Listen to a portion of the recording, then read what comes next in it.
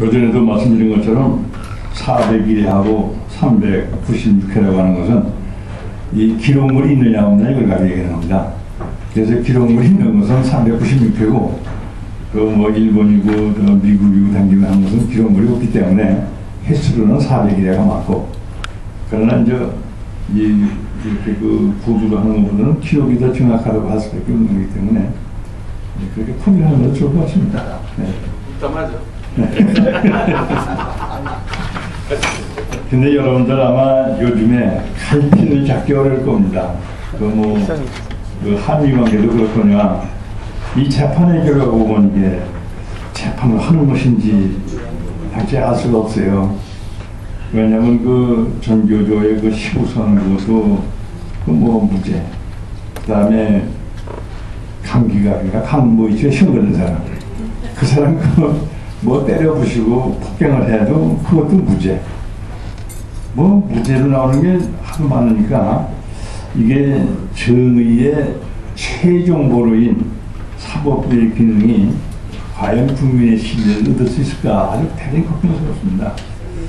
그래서 그런 걸 이렇게 뭉뚱그려가지고 얘기할 수 있는 게 뭐가 있는가 하고 찾아봤더니 역시 우리는 바람을 이용해서 풍선을 보냅니다만은 바람에 큰 문제가 있는 것 같아요. 그래서 이 바람 잘 날 없는다. 그래서 이제 바람 풍선을 오늘 띄웠습니다만은, 네, 잘 아시는 바와 같이 지금 이 테러 문제를 가만히 생각해 보면은 이 물리적인 방법으로 살인 테러가 외국에서 있어요. 근데 다행히 우리나라에는 물리적인 살인 테러는 없습니다. 그럼 무슨 테러가 세계적으로 유명하냐면 정신적인 살신 테러, 마음 죽이는 테러가 우리나라처럼 이렇게 지독한 것은 없는 것 같아요. 이 사법부까지도 판사들까지도 저렇게 그냥 흔들거리는 거 보면은 마음은 이미 다 피살당한 상태가 아닌 게 이렇게 느껴지네요.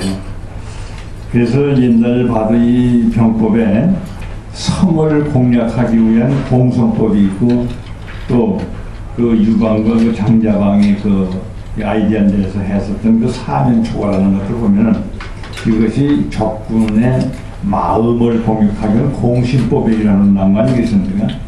그런데 병법에도 이 살인법이라는 건 없습니다.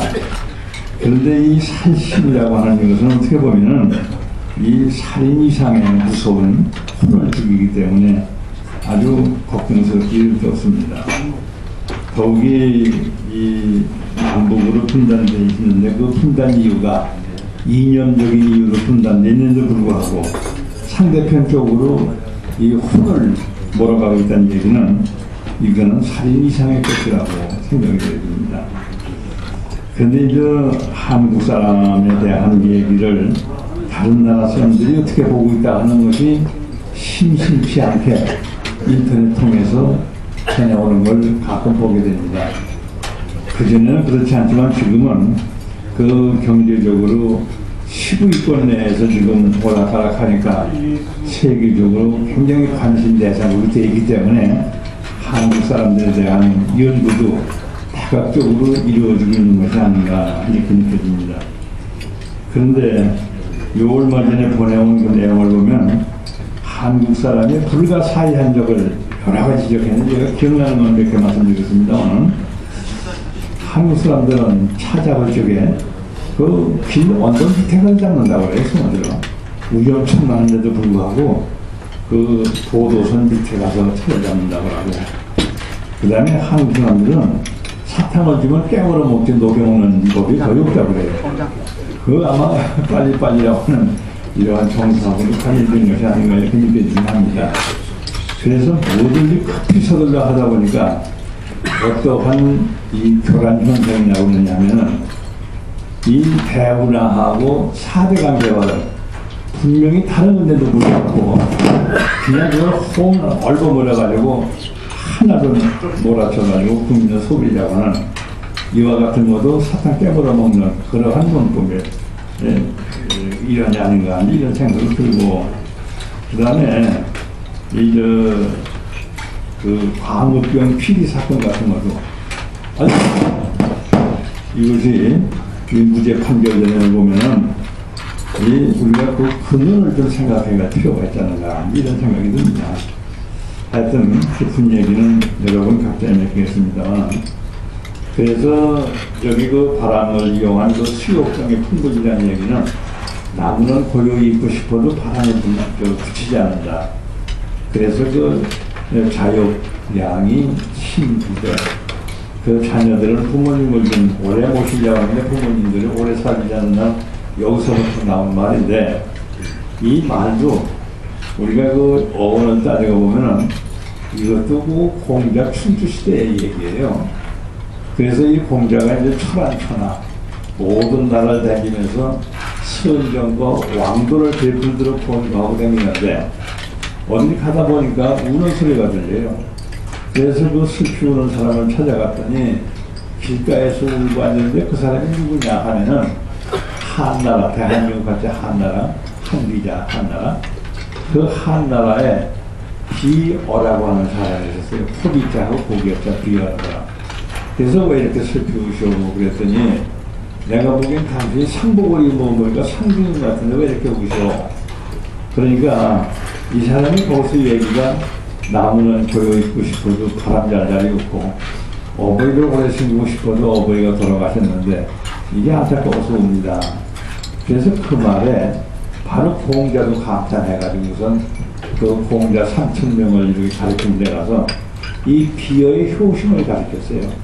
그랬더니 공자를 따라놨었던 그 사람들 중에 제자 13명이 아이고 선생님 만들 구원이 그렇습니다 하고서 거기에서 물러나가지고 부모님 모시겠다고 고향으로 돌아간 사람이 그 자리에서 13명이 나타났다는 이런 기록도 있습니다. 그런데 여기서 이제 이거를 조금 변형시켜가지고 이걸 효라고 하는 전통적인 그러한 이 가르침의 바탕을 뒀을 때는 원문에 충실하는 것이 맞습니다. 그러나 이제 기묘간이 정윤한 백성들은 좀 조용히 살고 싶어 하는데 이 정부 판국이 그냥 어려워서 갈피를 잡을 수 없다 하는 이런 경우도 비화할 수 있지 않을까. 그래서 이제 그 민요간이 정유간이라고 하는 이 말을 좀 사용을 해본 것입니다. 근데 이제 예를 들면 조금 전에 그 말씀드린 것 같이 그야말로 그 대북 나라고 하는 것은 이미 대통령 자신이 불가한다고 했고, 그 다음에 4대강 개발은 그 다른 이유에서 필요한 것인데, 근데 그 접근 방법이 다른데도 불구하고 이것을 자꾸 깊이 파니까 이거는 대학을 만드는 것이다 하나, 이렇게 자꾸 국민들의 판단을 흐르게 만드는 것은 이건 대단히 그 잘못된 정치가 아닌가 이렇게 느껴집니다.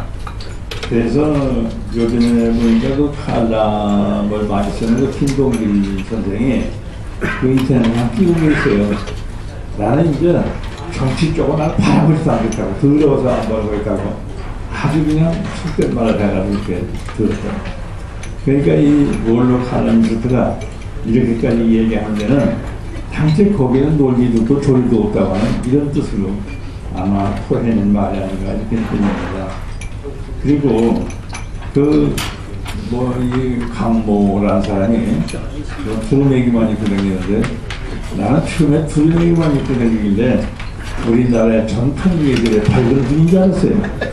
그랬더니 3단 옆치기까지 막 하고 국회 책상에 올라가서 그냥 놔두는데 보통이 아니래요.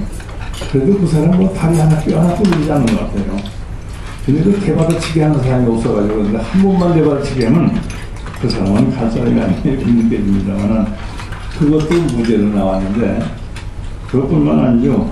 광우병도 그런데 그 여러분들 그 MBC 구성원 10년 동안에 MBC의 그